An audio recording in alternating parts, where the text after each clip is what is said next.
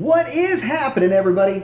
So, my thoughts on the Widebody Hellcat. Well, first of all, it's hideous.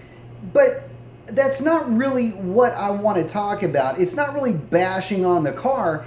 It doesn't really suit Hellcat to me. I guess if you're going out trying to snipe after the ZL1, it might make a little bit of sense, but it's a Challenger.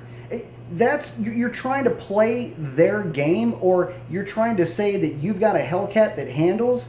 I got a news flash for you. That's a 4,400 pound car. It's going to handle like a 4,400 pound car regardless of what size tire is on it or what fender flares are on it. So yeah, I guess it's a neat departure in terms of styling cues, but I don't know. I look at it and it just doesn't fit that particular car.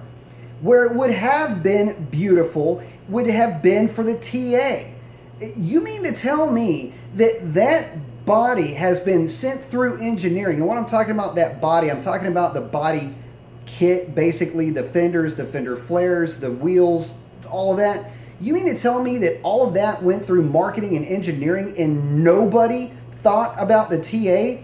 Look, think of it like this. The TA, the name, Trans Am, handling, that's what it was all about. And that body kit in that car with maybe a weight reduction like the Demon would have been awesome. It would have fit that car to a T. It would have made at least a couple of 100 pounds lighter car than the Hellcat handle really well, and it would have set the TA apart in a way that it would have been a completely different car than the SRT or the Scat Pack. As opposed to right now, it's more or less a functioning inlet, for that hood, and I don't know, that's about it. The rest of it's more or less an appearance package. So yeah, I get where they're coming from with this wide body kit.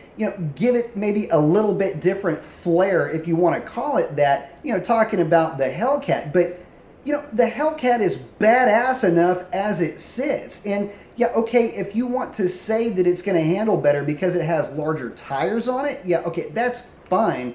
But what about for the naturally aspirated guys?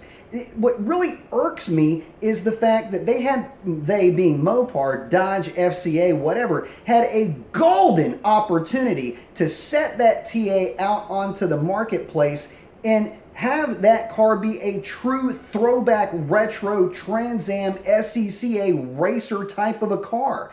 Something that is so separate from the SRT or from the Scat Pack that it would actually make sense, at least in terms of positioning itself in the car's lineups.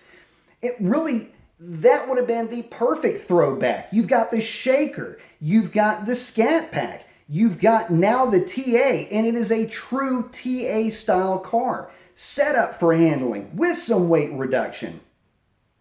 I cannot believe that they missed that opportunity. Maybe there's something coming down the pike that we don't know about, but if you can't tell that I'm a little bit fired up about this, yeah, I am really fired up about this, because here it is once again, the naturally aspirated guys kind of getting maybe the other end of the stick without being too blunt.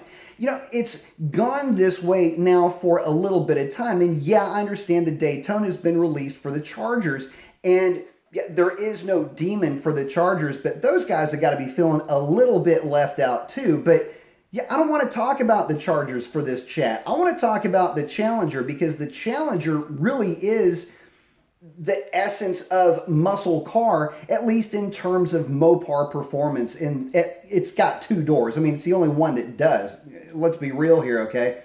So yeah, why is it that wasn't, I don't know, maybe skipped through marketing a little bit? I can tell you this.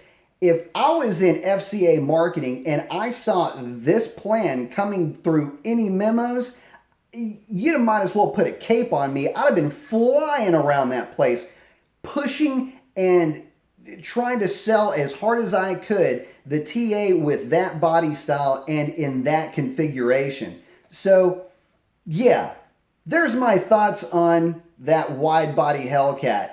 I think that the wide body kit on that car, for some folks it may look cool. Yeah, having wider wheel and tire packages, I guess, is nice. Although, you know what's funny? The aftermarket doesn't seem to have too much of a problem putting, I don't know, 10-inch wide wheels on the back of Challengers and Chargers.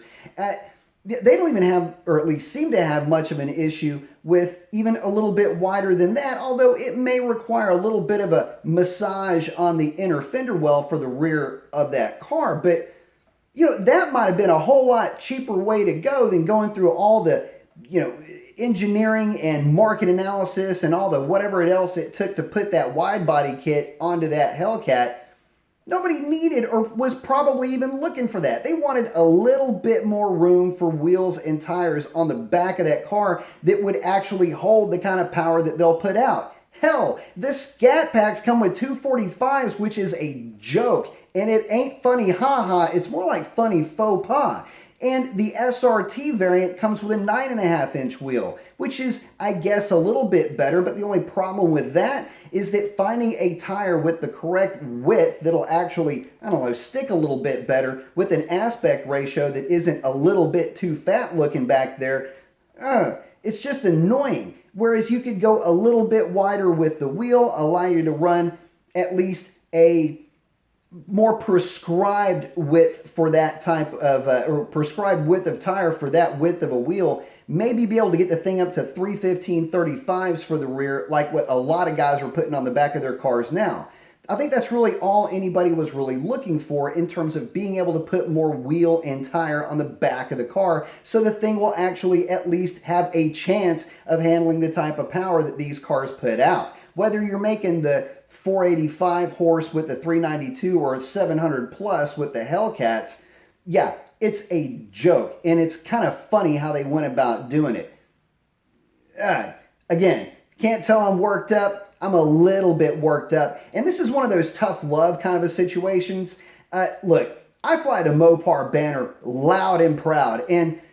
But you know, you see something like that and you just go, a missed opportunity. It just drives me nuts. So at any rate, if you like the look of the thing and you're on board with it, I'd love to hear your comments, love to get your ideas and, you know, where you're coming from with, you know, your take on that car. But, you know, for me, I just, to me, I see that car and I see a missed opportunity. You know, I see a car that in the TA could have gone from being an okay handling car to one that really does actually handle well. And again, with weight reduction, wider wheels and tires, the fender flares, it would have looked like an SCCA Trans Am racer from the early 70s, which would have been super cool, as opposed to just being just a distasteful body kit on a Hellcat. Anyway, post up your comments, let me know what you think. That's a wrap on this. Adios.